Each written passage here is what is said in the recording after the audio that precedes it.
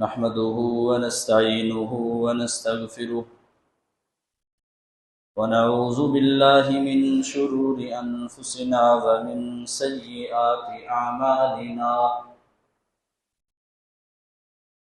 من يهده الله فلا مضل له ومن يضلل فلا هادي له.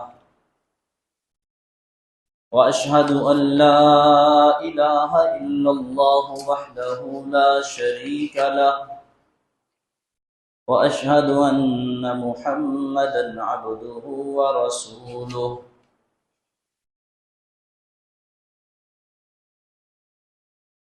أما بعد فإن خير الحديث كتاب الله، وخير الهدي هدي محمد صلى الله عليه وسلم، وشر الأمور محدثاتها وكل محدثة بدعة، وكل بدعة ضلالة، وكل ضلالة في النار. أعوذ بالله السميع العليم من الشيطان الرجيم. بسم الله الرحمن الرحيم. يا أيها الذين آمنوا اتقوا الله حق تقاته ولا تموتن إلا وأنتم مسلمون. يا أيها الناس اتقوا ربكم الذي خلقكم من نفس واحدة وخلق منها زوجها وبث منهما رجالا كثيرا ونساء، واتقوا الله الذي تساءلون به والأرحام، إن الله كان عليكم رقيبا. يا أيها الذين آمنوا اتقوا الله وقولوا قولا سديدا يصلح لكم أعمالكم ويغفر لكم ذنوبكم، ومن يطع الله ورسوله فقد فاز فوزا عظيما. اللهم صل على محمد وعلى آل محمد كما صليت على إبراهيم وعلى آل إبراهيم إنك حميد مجيد. اللهم بارك على محمد وعلى آل محمد كما باركت على إبراهيم وعلى آل إبراهيم إنك حميد مجيد.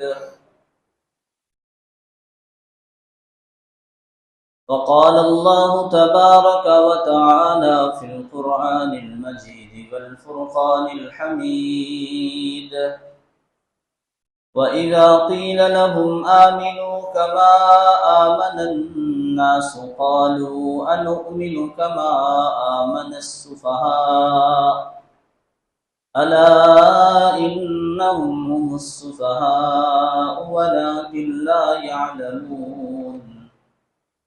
وقال الله تبارك وتعالى في مقام آخر: فإن آمنوا بمثل ما آمنتم به فقد اهتدوا، وإن تولوا فإنما هم في شقاق. صدق الله مولانا العظيم، وصدق رسوله النبي الكريم، ونحن على ذلك من الشاهدين والشاكرين، والحمد لله رب العالمين. हर किस्म की हम्दो सना अल्लाह मालिकुल मुल्क के लिए। दुरूद सलाम रहमतुल लिल आलमीन सय्यदुल मुरसलीन सय्यदुल अव्वलीन वल आखिरीन हज़रत मुहम्मदुर रसूलुल्लाह صلی اللہ علیہ وسلم کی ذات گرامی پر ہوں۔ اللہ رب العالمین کی بے شمار رحمتیں ہوں صحابہ کرام پر، تابعین، محدثین، فقہاء اور علماء پر، جن کی محنتوں اور کاوشوں سے یہ دین اسلام ہم تک پہنچا۔ محترم سامعین،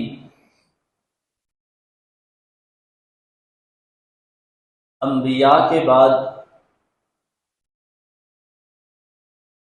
سب سے اعلیٰ درجہ صحابہ کرام کا ہے۔ رسول اللہ صلی اللہ علیہ وسلم کے وہ ساتھی جنہوں نے آپ کے ساتھ مل کے دین اسلام کی نشر و اشاعت میں حصہ لیا۔ آپ صلی اللہ علیہ وسلم کی زندگی میں، آپ کی زندگی کے بعد دین اسلام کے لیے انہوں نے اپنے آپ کو وقف کر رکھا تھا۔ یہ امت کے بہترین لوگ ہیں، اور یہی وجہ ہے کہ قرآن مجید میں ان لوگوں کے ایمان کو معیار قرار دیا گیا ہے، ان کے ایمان کو مثالی ایمان قرار دیا گیا ہے، اور ان کے ایمان کو معیار بنا کے دوسرے لوگوں سے یہ کہا گیا کہ آمینو کما آمن الناس،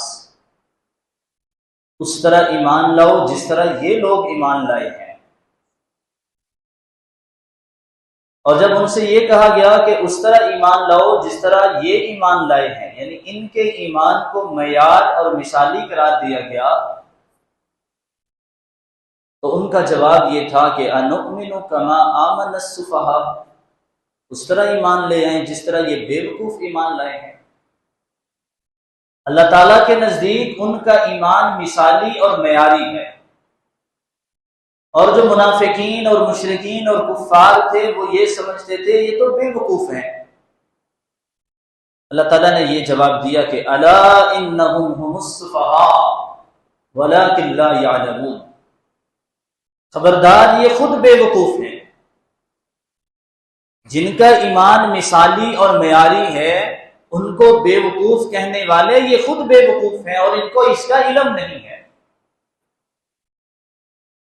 اور دوسرے مقام پہ کہا کہ فَإِنْ آمَنُوا بِمِثْلِ مَا آمَنْتُمْ بِهِ فَقَدِ اهْتَدَوْا،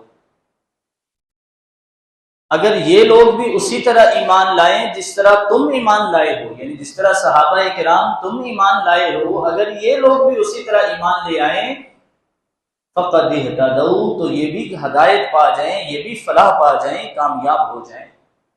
وَإِن تَوَلَّوْا فَإِنَّمَا هُمْ فِي شِقَاقٍ، اور اگر یہ اعراض کر لیں، منہ موڑ لیں، تو پھر یہ اختلاف میں پڑے ہوئے ہیں۔ صحابہ کرام کا ایمان صرف اسی دور میں معیار نہیں تھا، ہر دور میں معیار رہا ہے، اور آج بھی صحابہ کرام کا ایمان ہی معیار ہے۔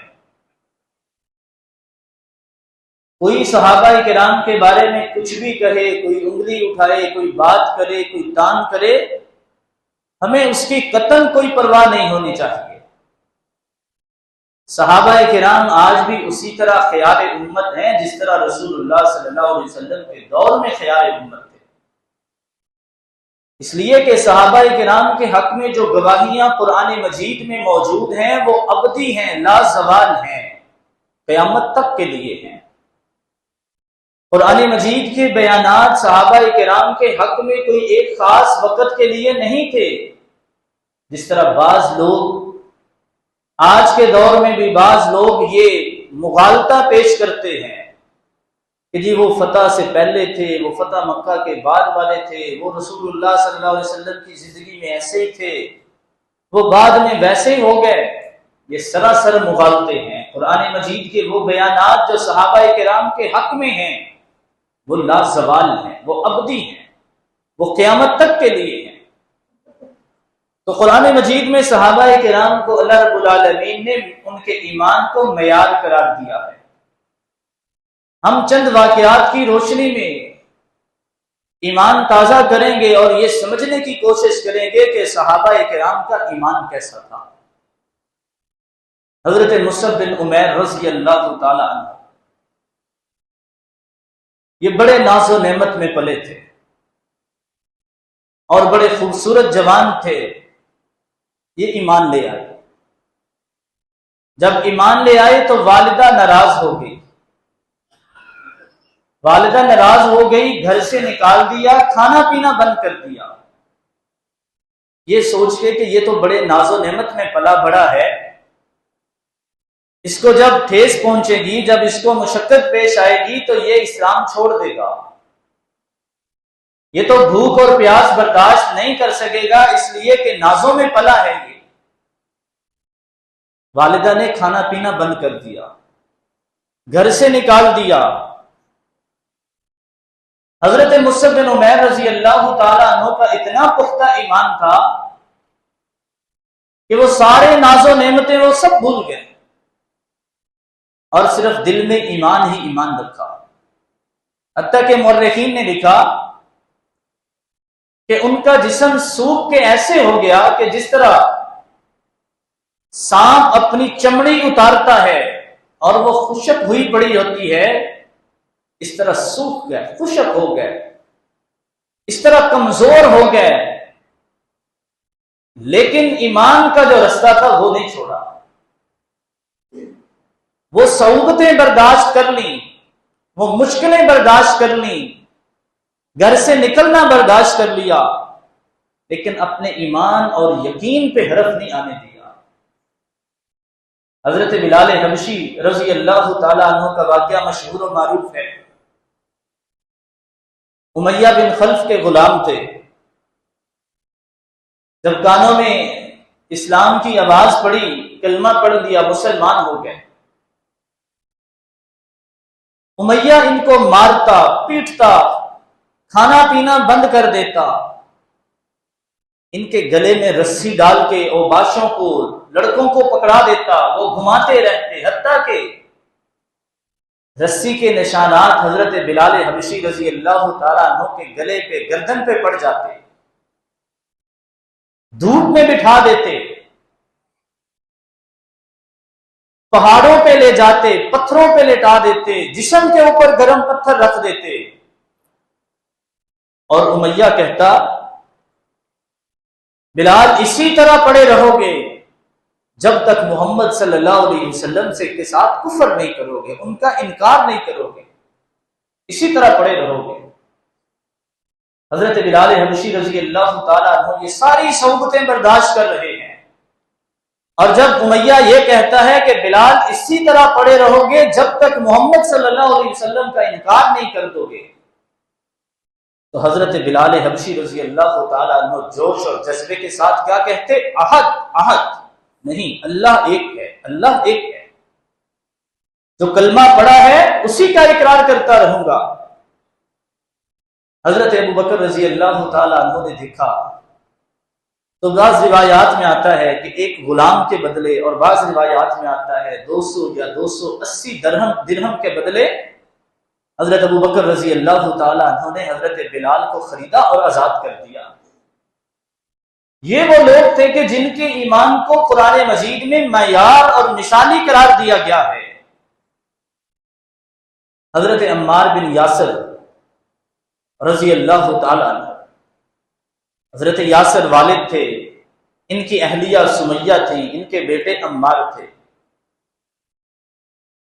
اور یہ بنو مخزوم قبیلے میں غلام تھے، یہ غلامی کی زندگی گزار رہے تھے، یہ مسلمان ہو گئے۔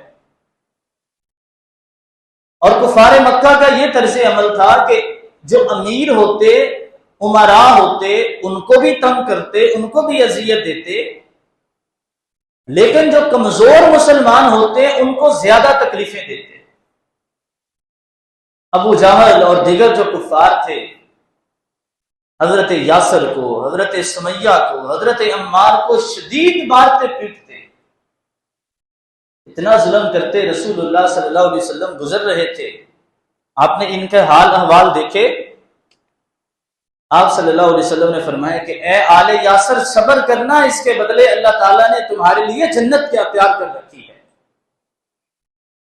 حضرت یاسر ان تکلیفوں کی تاب نہ لاتے ہوئے انہوں نے جان دے دی، وہ شہید ہو گئے۔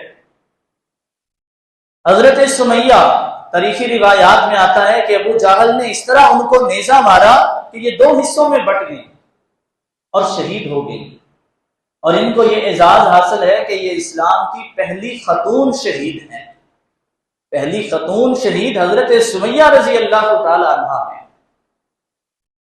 ان کے بیٹے عمار، ان کو بھی اسی طرح مارا پیٹا جاتا۔ ایک دن ان سے کہا گیا کہ جب تک تم اپنی زبان سے کفریہ کلمہ نہیں کہو گے، ہمارے بتوں کی لات اور منات اور عزا کی تعریف نہیں کرو گے، ہم تمہیں نہیں چھوڑیں گے۔ حضرت عمار رضی اللہ تعالیٰ عنہ شدید تکلیف میں، شدید صعوبت میں، پریشانی میں، اذیت میں، تو جان کا چھٹکارا پانے کے لیے ایسے کلمات کہہ دیے، انہوں نے چھوڑ دیا۔ پھر روتے ہوئے اللہ کے رسول صلی اللہ علیہ وسلم کے پاس آئے کہ اللہ کے رسول صلی اللہ علیہ وسلم دل نہیں چاہتا تھا ایسی بات کرنے کو، لیکن تکلیف کی شدت ہی ایسی تھی، میں یہ بات کفریہ کلمات تو کہہ چکا ہوں لیکن میں شدید پریشان ہوں۔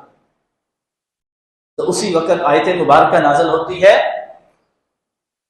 جس میں اللہ رب العالمین نے ارشاد فرمایا کہ من کفر باللہ من بعد ایمانہ الا من اکرہ وقلبہ مطمئن بالایمان۔ پوری آیت مبارکہ کا مضمون اور مفہوم یہ ہے کہ جو کوئی کفریہ بات کہتے ہیں، کفر کی کلمات کہتے ہیں، اللہ کا ان پہ غضب ہے۔ ہاں وہ لوگ الا من اکرہ، جن کو مجبور کر دیا گیا، لاچار کر دیا گیا، بے بس کر دیا گیا، وَقَلْبُهُ مُطْمَئِنٌ بِالْإِيمَانِ، اور ان کے دل ایمان کے ساتھ مطمئن تھے، دل ایمان پہ مطمئن تھے، لیکن مجبور ہی اتنا کر دیا گیا۔ اگر وہ کوئی ایسا کفریہ کلمہ کہتا ہے تو وہ اس حکم میں نہیں ہے۔ یہ آیت مبارکہ حضرت عمار رضی اللہ تعالی عنہ کے حق میں نازل ہوئی۔ تو یہ وہ لوگ تھے جن کے ایمان کو قرآن مجید میں معیار قرار دیا گیا ہے۔ حضرت خباب بن ارت رضی اللہ تعالی عنہ، قبیلہ بنو خزاعہ کی ایک عورت ام انمار تھی، یہ اس کے غلام تھے۔ جب انہوں نے اسلام قبول کیا تو ان کے حالات میں لکھا گیا ہے کہ ان کے سر کے بالوں کو نوچا جاتا، حتیٰ کہ ان کو دہکتے انگاروں پہ لٹا دیا جاتا، ان کے اوپر پتھر رکھ دیے جاتے، لیکن اس کے باوجود یہ کلمہ حق کے ساتھ قائم رہے، دین حق پہ قائم رہے، ایمان پہ مضبوط رہے۔ مرد تو مرد تھے، عورتوں کے ساتھ بھی اسی طرح کا ظلم کیا جاتا۔ بعض صحابیات ہیں جن کا تاریخ میں ذکر ملتا ہے، یہ لونڈیاں تھیں، نہدیہ ہیں، ام ابس ہیں، زنیرہ ہیں۔ یہ وہ لونڈیاں تھیں کہ جو مسلمان ہو گئیں اور ان کو بھی اسی طرح تکلیفوں کا سامنا کرنا پڑا جس طرح مسلمان مردوں کو سامنا کرنا پڑ رہا تھا۔ حتیٰ کہ ایک دن حضرت ابوبکر صدیق رضی اللہ تعالی عنہ نے ان کو بھی خریدا اور ان کو بھی آزاد کر دیا۔ جب ان کو آزاد کیا تو حضرت ابوبکر صدیق رضی اللہ تعالی عنہ کے والد جو بھی مسلمان نہیں ہوئے تھے، ابو قحافہ، یہ فتح مکہ کے موقع پہ مسلمان ہوئے تھے، تو ابو قحافہ حضرت ابوبکر سے کہنے لگے، یا بنی ان قطعت الی ھذا الرجل، اے بیٹے اس آدمی کی خاطر تو نے اپنے تمام لوگوں سے، قبیلے والوں سے قطع تعلقی کر رکھی ہے، یعنی محمد صلی اللہ علیہ وسلم کی خاطر تم اتنی دشمنیاں مول لے رہے ہو، وفارقت قومک، اور اپنی قوم سے تم علیحدہ ہو چکے ہو، اکیلے ہو چکے ہو، اور ساتھ یہ بھی کہا کہ وَتَشْتَرِي هَؤُلَاءِ الضُّعَفَاءَ، ابو بکر ان کمزوروں کو خرید کے تم آزاد کر رہے ہو، تمہیں کیا فائدہ؟ تو حضرت ابو بکر رضی اللہ تعالیٰ عنہ نے جواب دیا، یا ابا انا اعلم بما اصنع، میں خوب جانتا ہوں میں کیا کر رہا ہوں، میں کیا کما رہا ہوں، میں کیا حاصل کر رہا ہوں۔ اے ابا جان میں اسے خوب جانتا ہوں۔ اسی طرح جو ان میں سے ایک زنیرہ لونڈی تھی، ان کے بارے میں آتا ہے کہ ان کی آنکھوں میں لوہے کی سلائیاں پھیری جاتی، حتیٰ کہ وہ بصارت سے محروم ہو گئی، اور جب بصارت سے محروم ہو گئی تو ان کو کہا جانے لگا اصابت کی اللات والعزی، تو لات اور عزی کی توہین کرتی تھی، انہوں نے تمہیں یہ نقصان پہنچایا ہے۔ لات اور عزی جو ان کے جھوٹے معبود بت تھے، کہنے لگے کہ تو لات اور عزی کی توہین کرتی تھی، انہوں نے یہ تمہیں تکلیف پہنچائی ہے۔ وہ جواب دیتی لا واللہ ما اصابنی وہذا من اللہ، نہیں، کوئی بھی تکلیف پہنچتی ہے اللہ کی طرف سے ہوتی ہے، اور یہ بھی اللہ کے حکم سے ہی ہوا ہے۔ چنانچہ فکشف اللہ عن بصرها ورده الیہا، اللہ تعالیٰ نے ان کی بینائی لوٹا دی، ان کی آنکھوں کی درد اور تکلیف دور کر دی، اور ان کو بھی حضرت ابوبکر صدیق رضی اللہ تعالیٰ عنہ نے خرید کے آزاد کیا تھا۔ تو یہ وہ لوگ ہیں جن کے بارے میں کہا فَإِنْ آمَنُوا بِمِثْلِ مَا آمَنْتُمْ بِهِ فَقَدِ اهْتَدَوْا، اگر وہ بھی اسی طرح ایمان لائیں جس طرح تم صحابہ ایمان لائے ہو تو وہ بھی کامیاب ہو جائیں۔ حضرت ابوبکر صدیق رضی اللہ تعالیٰ عنہ کا واقعہ بڑا مشہور و معروف ہے۔ جب رسول اللہ صلی اللہ علیہ وسلم معراج کی رات واپس آئے، آپ صلی اللہ علیہ وسلم نے یہ واقعہ سنایا، تو بعض روایات میں آتا ہے کچھ کافر دوڑتے ہوئے حضرت ابوبکر کے پاس آئے کہ آج موقع ہے، ابوبکر سے بلواتے ہیں کہ یہ شخص سچا نہیں ہے۔ بعض روایات میں آتا ہے کہ ابو جہل حضرت ابوبکر کے پاس آیا، کہنے لگا کہ ابوبکر اگر کوئی آدمی یہ کہے کہ میں رات کے اندر میں یہاں مکہ سے مسجد اقصی گیا، وہاں سے آسمان کی سیر کر کے واپس ہی مکہ میں آ گیا، تو کیا تم مانو گے؟ حضرت ابوبکر رضی اللہ تعالیٰ عنہ بڑے جہاندیدہ تھے، سمجھدار آدمی تھے، کہنے لگے پہلے یہ بتاؤ یہ کہا کس نے ہے، یہ کہا کس نے ہے، کہتا کون ہے؟ بتایا گیا کہ یہ وہی کہتے ہیں جن کو آپ پیغمبر کہتے ہو۔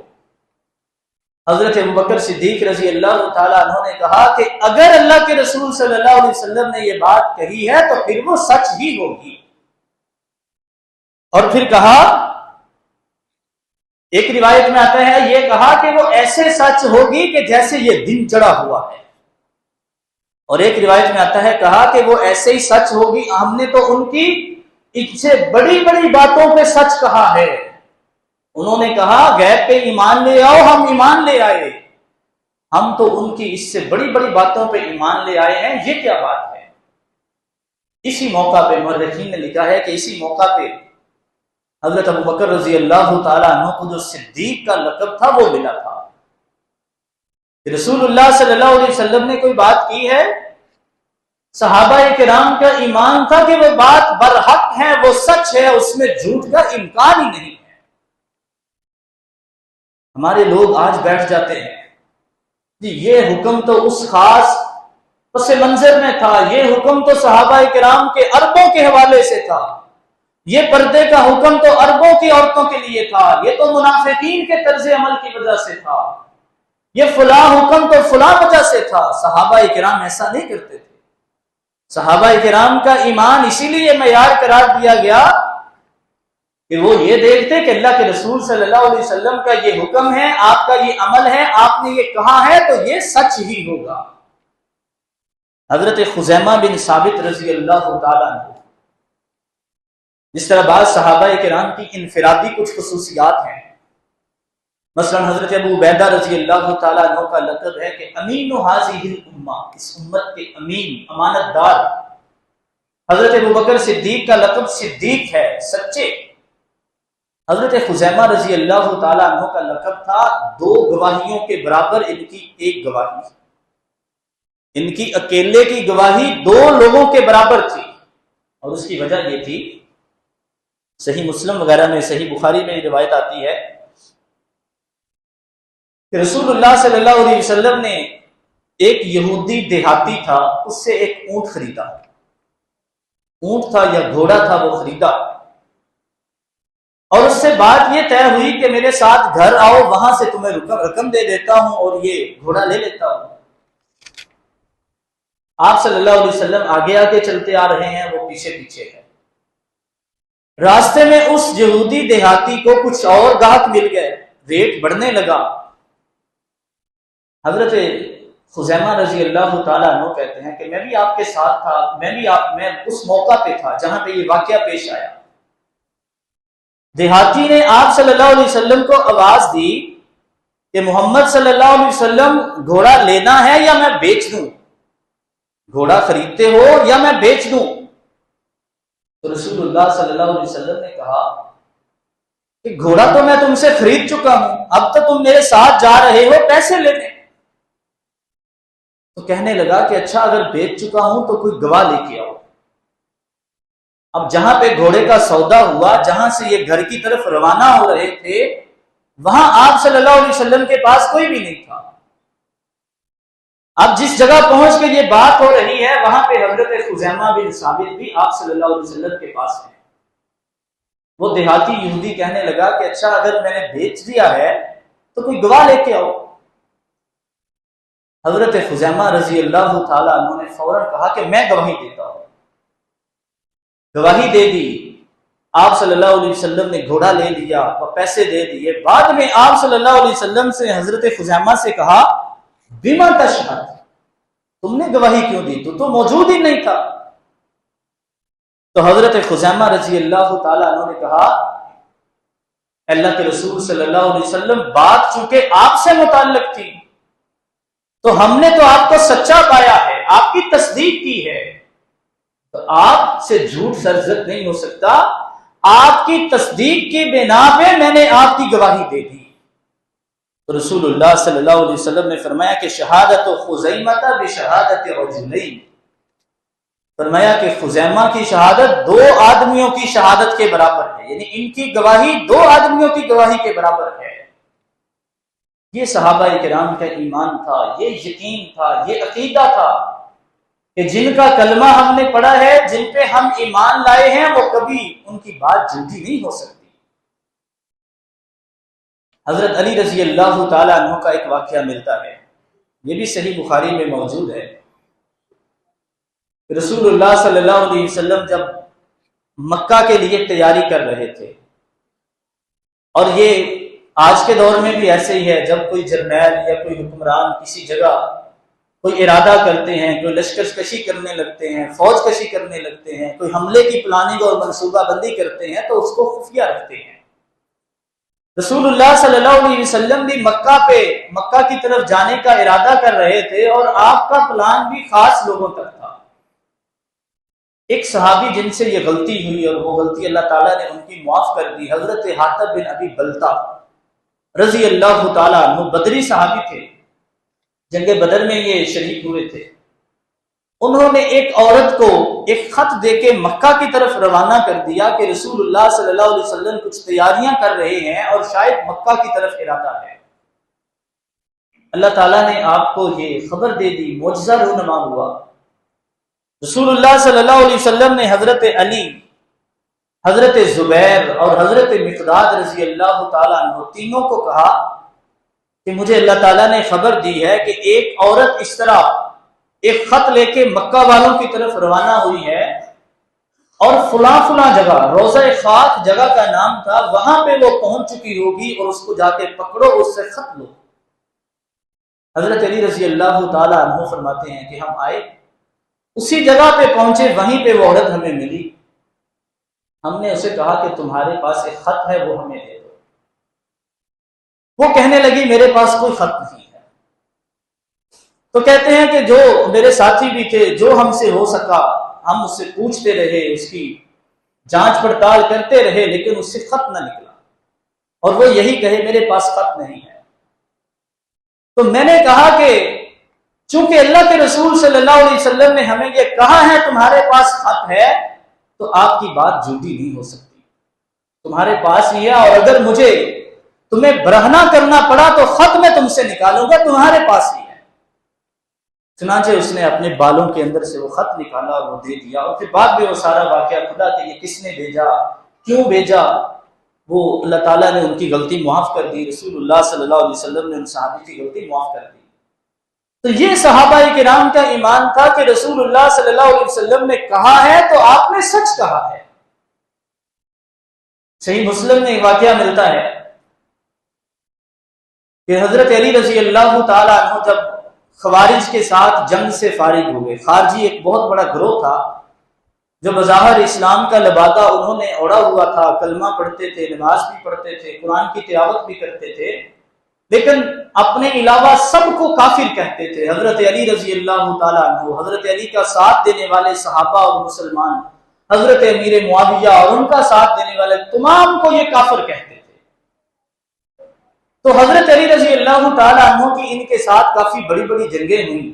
جب ایک بڑی جنگ نہروان ہوئی تو اس میں اللہ تعالیٰ نے ان کو فتح دی۔ حضرت علی رضی اللہ تعالیٰ عنہ نے کہا کہ جاؤ جو ان کی خارجیوں کی لاشیں پڑی ہوئی ہیں ان میں تلاش کرو کہ ایک بندہ ہے جو تھوڑے سے قد کا ہے، ایک بازو اس کا ہے اور ایک بازو کے اوپر ابھرا ہوا نشان ہے اور چھوٹی چھوٹی اس کی پنڈلیاں ہیں، اس کو تلاش کر کے لاؤ۔ اس لیے کہ اللہ کے رسول صلی اللہ علیہ وسلم نے اس طرح نشاندہی کی تھی کہ ایک بندہ اٹھے گا اور ایسے ایسے وہ دین سے نکل جائے گا، سب کی تکفیر کرے گا۔ آپ صلی اللہ علیہ وسلم نے ان کی طرف نشاندہی کی تھی، یہ وہی لوگ ہیں اور وہ آدمی جس کی آپ نے نشانیاں بتلائی تھی وہ بھی ان میں ہوگا، جاؤ جا کے اس کو تلاش کر کے لاؤ۔ لوگ گئے، جا کے لاشیں دیکھی، ان کو نہ ملا، وہ واپس آ گئے۔ حضرت علی رضی اللہ تعالیٰ عنہ نے کہا کہ نہیں، اللہ کے رسول کہا میں جھوٹ نہیں بولتا، ما کذبت ما کذبت، نہ میں جھوٹ بولتا ہوں نہ مجھے جس نے بیان کیا ہے وہ جھوٹ بولتے ہیں، نہ میں جھوٹ بولتا ہوں نہ مجھ سے جھوٹ بولا گیا ہے، جاؤ جا کے اس کو تلاش کر کے لاؤ۔ وہ پھر گئے، کوئی نہ ملا، پھر واپس آ گئے، تیسری دفعہ پھر بھیجا، پھر واپس آ گیا، اور یہی الفاظ کہتے کہ نہ میں جھوٹ بولتا ہوں نہ میرے ساتھ جھوٹ بولا گیا ہے۔ چنانچہ چوتھی دفعہ حضرت علی رضی اللہ تعالیٰ عنہ خود گئے، ایک لاشوں کا ڈھیر لگا ہوا تھا، کہا کہ یہ ہٹاؤ، وہ ہٹائی گئی۔ وہاں سے وہ آدمی انہی صفات والا جو صفات رسول اللہ صلی اللہ علیہ وسلم نے بیان کی تھی، انہی صفات والا، انہی خصلتوں والا وہ آدمی وہاں سے مل گیا، اور پھر کہا کہ صدق اللہ و صدق رسول اللہ صلی اللہ علیہ وسلم، اللہ نے بھی سچ کہا ہے، اللہ کے رسول صلی اللہ علیہ وسلم نے بھی سچ بیان کیا ہے۔ تو یہ آپ نے سچ کہا تھا اور مجھے آپ کے سچ پہ یقین تھا، اور یہی وہ آدمی ہے انہی صفات والا جس کے بارے میں اللہ کے رسول صلی اللہ علیہ وسلم نے یہ باتیں ارشاد فرمائی تھی۔ تو بھائی یہ صحابہ کرام کا ایمان اور یقین اور عقیدہ تھا کہ جو بات اللہ اور اس کے رسول صلی اللہ علیہ وسلم نے بیان کی ہے وہ جھوٹ نہیں ہو سکتی، اور یہی ان کی تصدیق تھی، یہی ان کا ایمان تھا، یہی ان کا خلوص اور سچائی تھی کہ جس کی وجہ سے ان کے ایمان کو معیار قرار دیا گیا۔ اور یہی وجہ ہے کہ اللہ رب العالمین نے قرآن مجید میں کہا وَلَكِنَّ اللَّهَ حَبَّبَ إِلَيْكُمُ الْإِيمَانَ، اللہ تعالیٰ نے تمہارے لیے ایمان کو پسند کر لیا ہے، وَزَيَّنَهُ فِي قُلُوبِكُمْ، اور اس ایمان کو تمہارے دلوں میں خوبصورت اور مزین بنا کے رکھ دیا ہے، وَكَرَّهَ إِلَيْكُمُ الْكُفْرَ وَالْفُسُوقَ وَالْعِصْيَانَ، اور اللہ تعالیٰ نے کفر کو، فسق کو اور نافرمانی کو تمہارے لیے ناپسند کیا ہے۔ یہ وہ صفات ہیں صحابہ کرام کی، ان کے ایمان، ان کے خلوص، ان کے یقین، ان کے عقیدے کی پختگی کی بنا پہ یہ وہ بشارتیں ہیں جو اللہ تعالیٰ نے قرآن مجید میں صحابہ کرام کو سکھائی ہیں۔ اللہ رب العالمین ہمیں بھی ان جیسا ایمان اور ان جیسا یقین اور اخلاص ہمیں بھی اپنے اندر پیدا کرنے کی توفیق عطا فرمائے۔ وما علینا الا البلاغ۔